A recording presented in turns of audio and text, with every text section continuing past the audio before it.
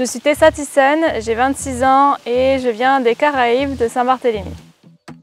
Je dis que je viens des Caraïbes parce que justement j'ai commencé le surf en Guadeloupe. J'ai commencé au Helleu, c'est une petite plage bien touristique maintenant. Je m'amusais avec ma grande sœur et mon tonton. On faisait du bodyboard. À mes 4 ans, mon objectif c'était de me mettre debout sur le bodyboard et c'est à ce moment-là que j'ai commencé le surf.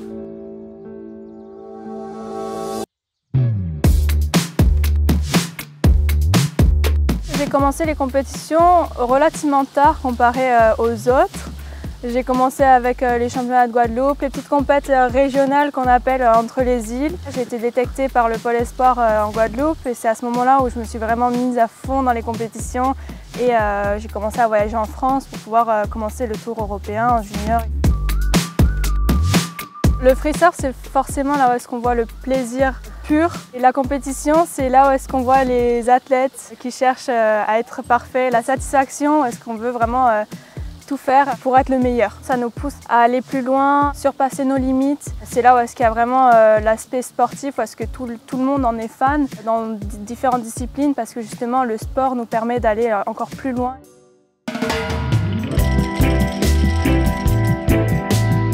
Saint-Barthélemy, c'est une toute petite île de 24 km². Donc on fait le tour à peu près en 30 minutes de voiture. C'est plutôt connu pour tout ce qui est le bling bling, la fête et la jet set. Mais c'est vrai que moi je ne le vois pas du tout comme ça, étant donné que j'ai connu Saint-Barthélemy plus jeune. Une petite île très simple, privée entre guillemets, où est-ce que tout le monde était calme, humble et c'est un petit cocon. Moi c'est cette vision-là que je garde de Saint-Barth et c'est Saint-Barth comme je l'aime. On est en voyage toute l'année, donc c'est vrai que quand je reviens, c'est le moment où est-ce que je souhaite m'apaiser, me calmer et puis me ressourcer, c'est-à-dire de me retrouver en pleine nature, de me reconnecter à l'océan, à la nature, à la terre. Et pour moi, c'est quelque chose qui est vraiment très important pour reprendre une année bien chargée.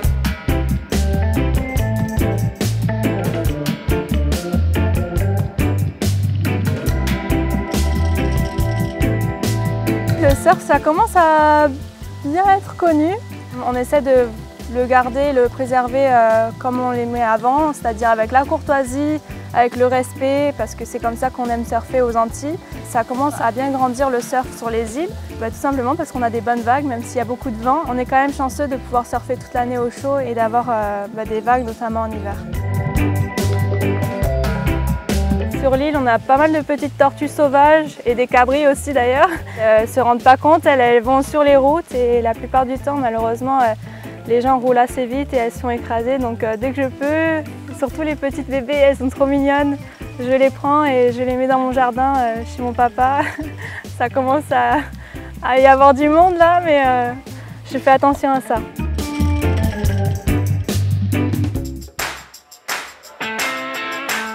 Quand je reviens à Saint-Barth, c'est durant ma saison off.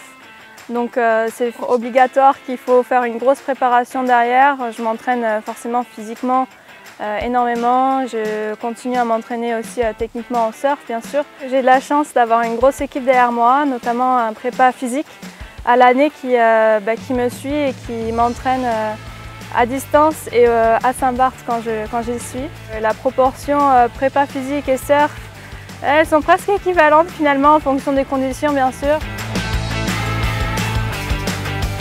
On fait les compétitions de manière individuelle toute l'année et se retrouver en équipe sur une compétition, c'est incroyable parce que finalement on a toute la force de tous nos coéquipiers qui sont là et qui nous soutiennent jusqu'au bout. C'est une force supplémentaire, je pense. J'étais championne du monde à Oceanside avec l'équipe de France. C'était ma dernière année en junior. Je pensais avoir par la suite plus d'expérience en équipe de France, mais finalement j'ai eu le temps de bien me concentrer et de faire mon chemin toute seule avant de revenir en équipe de France. Donc c'est top de pouvoir avoir cette chance à nouveau et essayer de faire le mieux possible. À l'année, on représente la France dans toutes nos compétitions individuelles sur les différents circuits. Mais là, aux Jeux Olympiques, on sait que toute la France se regarde, non pas juste les fans du surf. Donc c'est là où est-ce que ça prend vraiment une ampleur bien plus grande. Participer aux Jeux Olympiques, c'est une opportunité. Forcément, il faut dans une carrière pouvoir la saisir. J'espère avoir cette opportunité-là et c'est pour ça qu'il faut se donner à fond. Les Jeux Olympiques à Chopo, c'est vrai que c'est tout nouveau pour les surfeurs. non seulement pour les Jeux Olympiques, mais aussi parce que la vague est assez différente à ce qu'on a l'habitude de surfer. Donc c'est vrai qu'elle peut paraître hyper impressionnante. J'ai eu la chance d'y aller 2 fois dans toute ma vie. Donc si j'ai l'opportunité d'aller aux Jeux Olympiques, je sais que je vais devoir y retourner et bosser à fond pour être plus à l'aise sur cette vague. Tout le monde parle sur cette vague d'une énergie et je pense qu'il faut y être pour la ressentir, même peut-être à travers certaines vidéos on peut la ressentir.